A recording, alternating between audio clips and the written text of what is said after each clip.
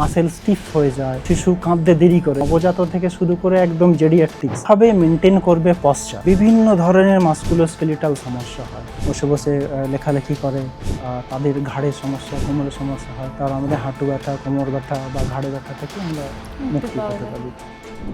অনেকেই ফিজিওথেরাপি মানে শুধুমাত্র এক্সারসাইজ বা ব্যায়াম এগুলোই ভাবে, কিন্তু আসলেই ফিজিওথেরাপি কি এবং শিশুদেরও কি ফিজিওথেরাপি কাজে আসতে পারে? এই সমস্ত বিষয় নিয়েই আমরা আজ আলোচনা করব। নমস্কার, আমি মৌপ্রিয়া এবং আমাদের সঙ্গে এই মুহূর্তে রয়েছেন গৌরীদেবী হসপিটালসের consultant physiotherapist Rupan Kumar Bera. Sir, আপনাকে স্বাগত জানাই। নমস্কার, আমি রূপন কুমার বেরা, কনসালটেন্ট ফিজিওথেরাপিস্ট, গৌরীদেবী হাসপাতাল। স্যার, শুরুতেই জানতে চাইবো, ফিজিওথেরাপি মানে যারা রয়েছে সকলেই শুধুমাত্র এক্সারসাইজই বুঝতে পারে, তো এটার আসল পরিধি কতটা? এখন আমাদের সোসাইটিতে ধারণা ফিজিওথেরাপি মানে শুধু ব্যায়াম বা এক্সারসাইজ বা কিছু মডালিটি নিয়ে ট্রিটমেন্ট, কিছু ইলেকট্রিক্যাল মডালিটি দিয়ে বা সেঁক দেওয়ার এই ধরনের একটা ধারণা আছে। অ্যাকচুয়ালি ফিজিওথেরাপির পরিধিটা আমরা যদি জানতে চাই, সেটা অনেক বড়। ফিজিওথেরাপি একদম পেডিয়াট্রিক্স মানে নবজাত থেকে শুরু করে একদম জেরিয়াট্রিক্স বয়স্কদের অবধি ফিজিওথেরাপির রোল আছে। যেমন শিশুদের ক্ষেত্রে জন্মের পরেই আমরা এখানে এনআইসিইউ পিআইসিইউতে কাজ করি। অনেকেরই জন্মের পরে দেখা যায় যে লাংস কোলাপস আছে, ঠিক আছে, সেই ক্ষেত্রেও যেমন ফিজিওথেরাপির প্রয়োজন। অথবা যদি শিশু কাঁদতে দেরি করে, এইটা তো প্রচুর আপনারা শুনে থাকবেন যে শিশু জন্মের পরে কাঁদেনি, তার একটা বিশেষ ধরনের রোগ হয়, সেটাকে বলা হয় সেরিব্রাল প্যালসি, সিপি চাইল্ড, ঠিক আছে। সেই ক্ষেত্রে ফিজিওথেরাপির রোল অপরিসীম। সেই পেশেন্টকে, সেই শিশুটিকে তার ডেভেলপমেন্টাল মাইলস্টোন মানে সময় মতো হাঁটানো, বসানো, দাঁড় করানো, শেখানোর ক্ষেত্রে ফিজিওথেরাপির রোল অপরিসীম। এইভাবে বয়সের প্রত্যেকটা স্টেজেই ফিজিওথেরাপির রোল আছে। এবং জেরিয়াট্রিক্স যদি আমরা ভাবি, জেরিয়াট্রিক্সের ক্ষেত্রে কি হয়, বয়সকালে হাঁটতে চলতে অসুবিধা, কী কারণ? ব্যালেন্স কমে যায়, হাতে পায়ের জোর কমে যায়, বিভিন্ন ধরনের নিউরোলজিক্যাল সমস্যা, সেই ক্ষেত্রেও ফিজিওথেরাপির রোল সেখানেও প্রচুর আছে। এবং তাছাড়াও আমরা হসপিটাল সেক্টর যদি দেখি, এক্ষেত্রে আপনার সিসিইউ, আইসিইউ, এমনকি সিটিভিএস মানে যেখানে হচ্ছে রোগীর হার্ট অপারেশন হয়, তার আগে এবং পরে ফিজিওথেরাপির রোল অনেক গুরুত্বপূর্ণ আছে। শুধু যে পেন ম্যানেজমেন্টের জন্যই ফিজিওথেরাপি না, এখন ফিজিওথেরাপির পরিধি অনেক বেড়েছে। আমরা রিহ্যাবিলিটেশন শব্দটা শুনে থাকি, মানে পুনর্বাসন।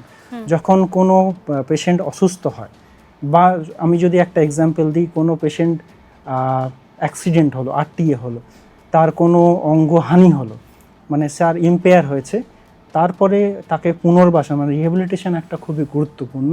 রিহ্যাবিলিটেশনের অনেকগুলো ক্রাইটেরিয়ার মধ্যে আছে ফিজিওথেরাপি। তো ফিজিওথেরাপিস্ট সেই পেশেন্টকে অ্যাসেসমেন্ট করে দেখে যে তার বর্তমানে কী কন্ডিশনস, কী ফাংশনস তার আছে, এবং সেগুলো থেকে তার ডেলি অ্যাক্টিভিটি এবং তার জবের জন্য আরও কী ভাবে তাকে রেডি করা যায়, সেখানে ফিজিওথেরাপির রোল অনেক গুরুত্বপূর্ণ আছে।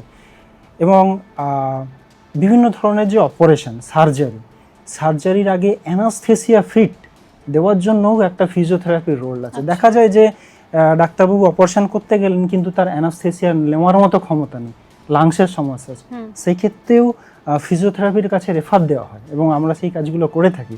এবং ফিজিওথেরাপির পরে 2-3টে সেশন পরে দেখা যায় লাংস অনেক ইমপ্রুভমেন্ট করেছে, তখন অ্যানাস্থেসিয়ারা ফিট দেয় এবং তার অপারেশন হয়।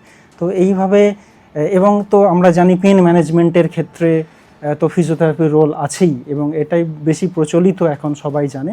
আমি এগুলো যেগুলো বললাম, এগুলো হচ্ছে হসপিটাল বেসড। এবং আউটডোর বেস আমরা যদি ধরি, বিভিন্ন ধরনের পেন ম্যানেজমেন্ট, বিভিন্ন ধরনের রিহ্যাবিলিটেশন আমরা করে থাকি ফিজিওথেরাপির মাধ্যমে। স্যার, আপনি শিশুদের ক্ষেত্রে বললেন সেরিব্রাল পলসি, তো এই ধরনের এই সেরিব্রাল পলসি ছাড়া আরও কি কিছু রয়েছে যেগুলো শিশুদের কার্যকরী হতে পারে? হ্যাঁ, সেরিব্রাল পলসি আছে, তারপর যাদের ডিলে ডেভেলপমেন্টাল মাইলস্টোন আছে, যাদের ডাউন সিনড্রোম আছে, তারপর হচ্ছে আমরা মেন্টাল রিটার্ডেড চাইল্ড আমরাও দেখে থাকি, তো অটিজমের চাইল্ড আমরা দেখে থাকি, যাদের আমরা এই মাইলস্টোনগুলো অনেক পরে পাই, মানে সময় মতো শিশু বসতে পারছে না, সময় মতো দাঁড়াতে পারছে না, সময় মতো হাঁটতে পারছে না, কী কারণ? তার মাসকুলোস্কেলিটালের সমস্যা। তো সেই মাসকুলোস্কেলিটালের সমস্যাগুলোর কারেকশান এবং প্রপার সেগুলোর ইমপ্রুভমেন্ট করানো আমাদের ফিজিওথেরাপির রোল। এমন আমরা দেখে থাকি যে জুভেনাইল আর্থ্রাইটিস মানে ছোট বয়সেই আর্থ্রাইটিস হয়, তো সেই ক্ষেত্রে দেখা যায় যে জয়েন্ট পেন সঙ্গে বেঁকে যাওয়ার টেন্ডেন্সি থাকে জয়েন্টগুলো, তো সেই ক্ষেত্রেও ফিজিওথেরাপির রোল অনেক আছে। আমরা সেই কাজগুলো করে থাকি ফিজিওথেরাপির মাধ্যমে। যারা দীর্ঘদিন ধরে বসে কাজ করছেন, একই জায়গায় বসে বসে কাজ করছেন, এখনকার সবারই সেরকমই ওয়ার্ক লাইফ, তো তাদের ক্ষেত্রে কি ফিজিওথেরাপি উপকারে আসতে পারে? যারা দীর্ঘক্ষণ ধরে বসে কাজ করেন, ডেস্ক জব করেন, তাদের কি হয়, পশ্চারে সমস্যা হয়, এবং পশ্চার যদি প্রপার আমরা মেনটেন করতে না পারি তখন কি হয়, বিভিন্ন ধরনের মাস্কুলোস্কেলিটাল সমস্যা হয়। পেন থেকে শুরু করে বিভিন্ন ধরনের ডিফর্মিটি এসে যায়। কেউ দেখবে অনেকটা সামনে ঝুঁকে গেছে, সোয়ে ব্যাক পশ্চার হয়ে যায়। হাঁটা চলার সময় দেখবেন কেউ একটু মানে বেঁকে চলছে, দেখে মনে হবে স্বাভাবিক নয়। এগুলো কোনো রোগের কারণে, এগুলো জাস্ট আমরা পশ্চার ঠিকঠাক করে মেনটেন করি না বলেই এই ধরনের সমস্যা দেখা যায়। তো এই মাস্কুলোস্কেলিটাল সমস্যায় কি হয়, সব সময় যে পেন হবে তাও না, কখনো কখনো পেন ছাড়াই কোনো পশ্চারের পরিবর্তন, পার্মানেন্ট পরিবর্তন হয়ে যেতে পারে যদি আমরা দীর্ঘদিন ধরে ব্যাড পশ্চার মানে খারাপ অভ্যাসে মানে ভঙ্গিতে বসে বা দাঁড়িয়ে কাজ করতে থাকি দীর্ঘ সময় ধরে।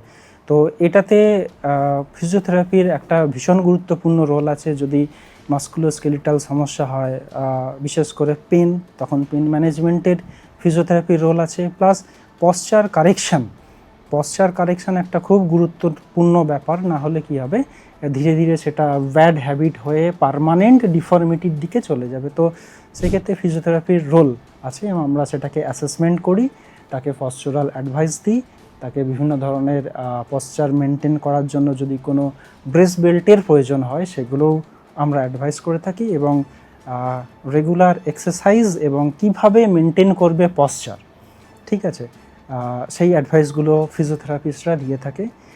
এইখানে একটা কথা আছে, আর্গোনমিক্স আমাদেরকে জানতে হয়। আমরা বিভিন্ন অফিস, সোসাইটি বা বিভিন্ন ধরনের আমাদের দুর্গাপুর এরিয়া, কারখানা এরিয়া, তো আমরা ওখানে যারা কাজ করে তাদের মধ্যেই আর্গোনমিক অ্যাডভাইস দিয়ে থাকি কীভাবে নিজেকে সুস্থ রাখবে। নিজেকে সুস্থ রাখলে কি হবে, কোম্পানির প্রোডাক্টিভিটি বাড়বে, ঠিক আছে, মানে অসুস্থ কম হবে এমপ্লয়িরা। সেই জন্য এখন কর্পোরেট সেক্টর চায় যে আমাদের ফিজিওথেরাপিস্টরা আসুক, আমাদের এমপ্লয়িদের কিছু আর্গোনমিক অ্যাডভাইস দিই।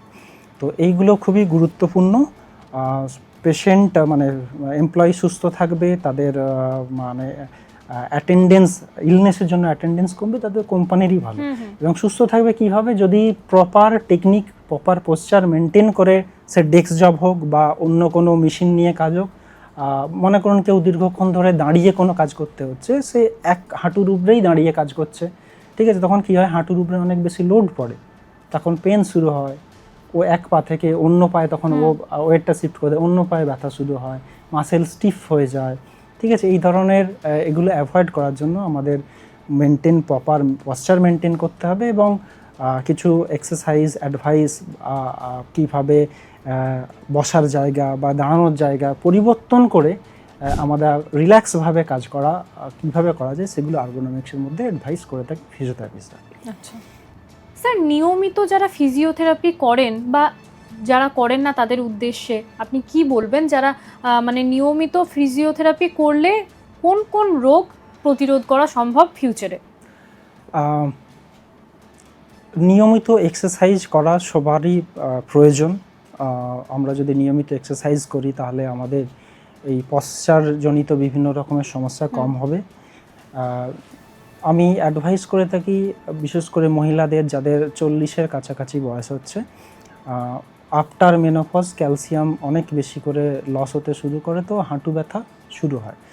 তো এইগুলোকে, হাঁটু ব্যথা, কোমরে ব্যথা, এগুলোকে অ্যাভয়েড করার জন্য রেগুলার কিছু এক্সারসাইজ যদি আমরা করি তাহলে এগুলো অনেক মানে ডিলে অনেক পরে আসবে, বা ধরুন কোনো ছোটোখাটো একটু আধটু ব্যথা হয় আর কোনো সমস্যা নেই।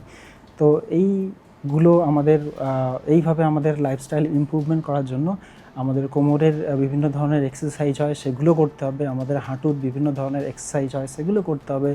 তারপর আমাদের মহিলারা বাড়িতে অনেক ধোয়া মোছার কাজের জন্য ওদের শোল্ডারের সমস্যা হয়, ঠিক আছে। তারপর যখন কোনো ব্যক্তি বিশেষ করে যারা স্কুলে পড়াতেন তারা রিটায়ার করার পর হঠাৎ করে দেখা যায় যে ফ্রোজেন শোল্ডার হচ্ছে তাদের, মানে কাজ করছিল লেখালেখি করছিল সেটা তো রিটায়ার পরে বন্ধ হয়ে গেল, অনেক কমে গেল। তো সেই কারণে ফ্রোজেন শোল্ডার আর বিভিন্ন ধরনের এগুলো দেখা যায় রিটায়ারের পরে।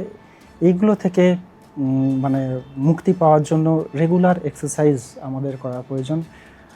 যারা বসে বসে কাজ করে, বাড়িতে বসে বসে লেখালেখি করে, তাদের ঘাড়ের সমস্যা, কোমরের সমস্যা হয়, এইগুলো থেকে মুক্তি পেতে বা এগুলো যাতে না হয় সেই কারণে আমাদের রেগুলার কিছু এক্সারসাইজ করা উচিত। তাহলে আমাদের মাসেলের ক্ষমতা ঠিক থাকবে।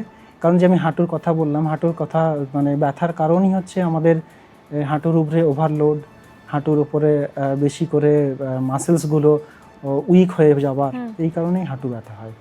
প্লাস আমাদেরকে সবসময় আমাদের শরীরের ওজনের দিকে লক্ষ্য রাখতে হয়। যদি আমাদের শরীরের ওজন বাড়ে, হাঁটুর উপরে বা কোমরের উপরে অনেক বেশি করে লোড আসে, তো শরীরের ওজন মেনটেন করা, রেগুলার এক্সারসাইজ করে ব্যাক মাসেলের স্ট্রেংথ মেনটেন করা, হাঁটুর সারাউন্ডিং যে মাসেলস আছে এগুলোর স্ট্রেংথ মেনটেন করলে তাহলে আমাদের হাঁটু ব্যথা, কোমর ব্যথা বা ঘাড়ে ব্যথা থেকে আমরা মুক্তি পেতে পারি। স্যার আপনাকে অনেক অনেক ধন্যবাদ। নমস্কার। আপনারা শুনলেন আমাদের বিশেষজ্ঞ ঠিক এই বিষয় নিয়ে কি জানালেন। এই বিষয় নিয়ে যদি আপনাদের আরও কিছু জানার থাকে তাহলে অবশ্যই আমাদের ইউটিউব চ্যানেল রয়েছে, সেখানে কমেন্ট করতে পারেন, অথবা আমাদের গৌরী দেবী হসপিটালসের হেল্পলাইন নাম্বার তো রয়েছেই, সেখানেও যোগাযোগ করতে পারেন। সুস্থ থাকুন, সতর্ক থাকুন। ধন্যবাদ।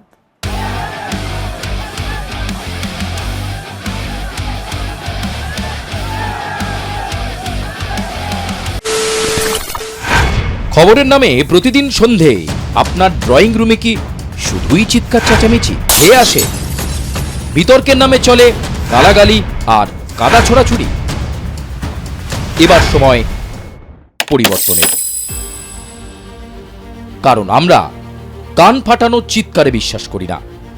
আমরা বিশ্বাস করি খবরের সত্যতায়। আমরা কোনো পক্ষের হয়ে গলা ফাটাই না, আমরা সাধারণ মানুষের হয়ে প্রশ্ন তুলি।